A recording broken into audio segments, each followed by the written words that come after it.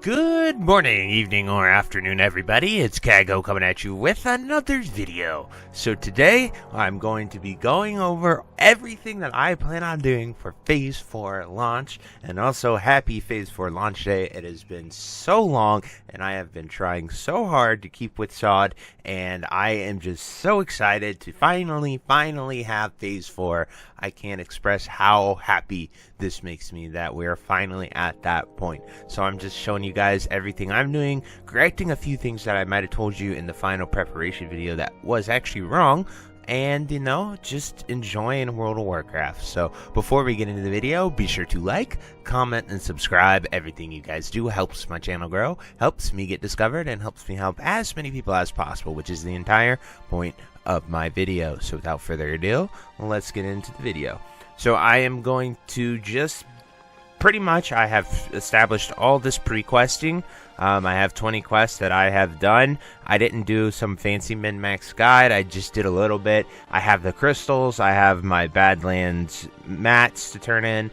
I went and got a ton of jungle durin because this is the best food that you can use.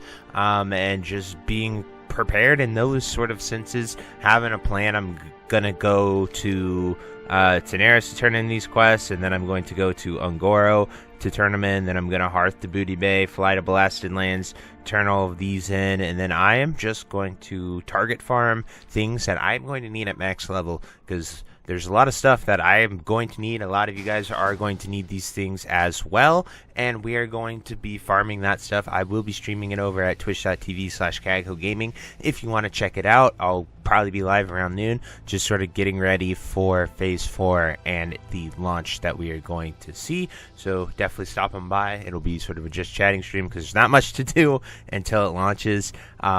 And just a few things to keep in mind that I would highly recommend that you guys are prepared for is the biggest one is Asmongold is returning, and he plays on Crusader Strike here on NA, and he brings with him a ton of people, so there is potential for a login queue. So I would make sure that you can log in, even if it's remote desktoping, and just getting into the server as soon as you possibly can, and making sure that you are logged in, because there could potentially be a login queue, because Asmongold brings that many people to World of Warcraft. So just be aware of that and be prepared, because it might be a problem for you.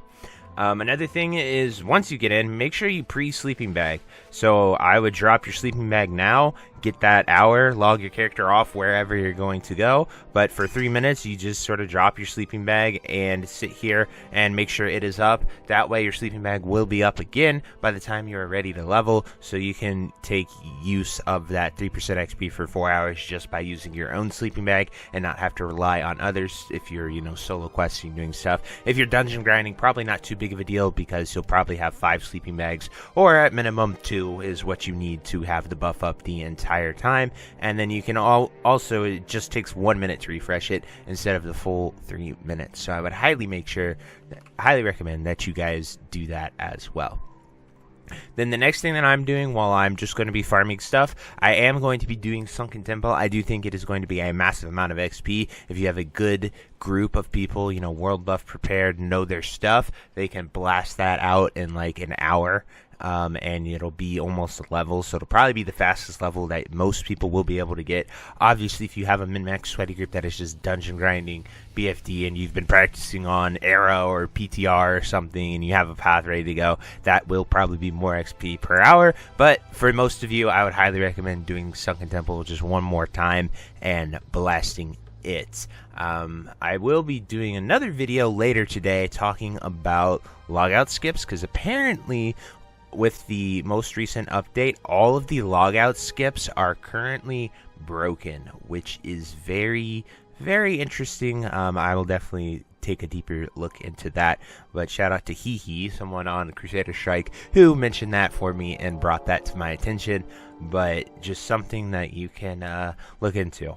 Then finally, I was very mistaken with this fact. I don't know why I believe this or when I tested it, but apparently what I told you guys was that the cloth quests XP scales with your levels. So doing it at 59 is the most XP that you will get. That was wrong.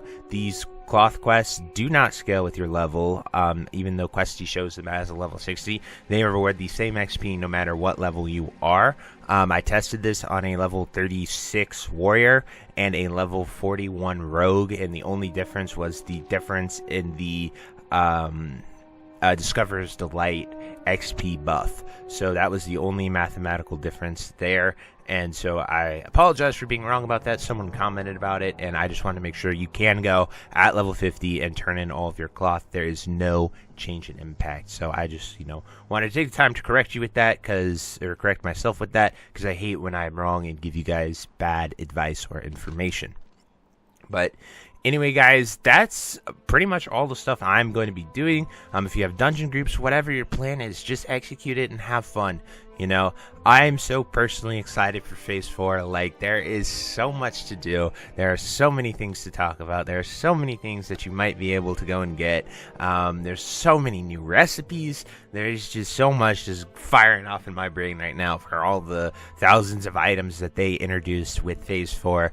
And I just can't wait to hit 60, dive in there. There'll be runes to discover as well, even though it's not too many of them for Phase 4. There'll still be runes to go and get with our cloaks, rings. They're doing a one-time priest event. How cool is that? To allow priests to get another priest racial, so like everyone will be able to have Devouring Plague and Fear Ward, which is fantastic. I think Sod is the place for them to experiment with that stuff. I would hate for them to, force era changes like they did last night, and there is some crazy outrage. I actually said, there's a few era changes, nothing too crazy, but the era community definitely is very loud and very noisy about it right now. So that is something that I was wrong about as well. If you caught on to that in last night's video with the hot fixes, but just kind of nuts to see such changes to era, especially when they said no changes.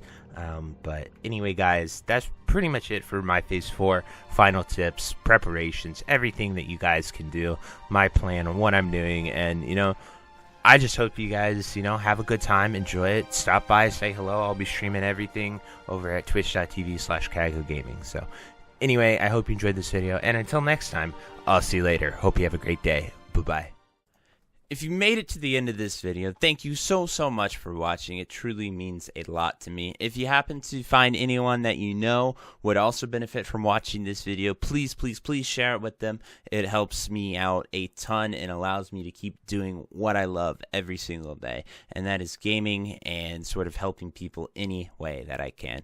So finally, thank you so much, and I hope you have a fantastic day. Goodbye.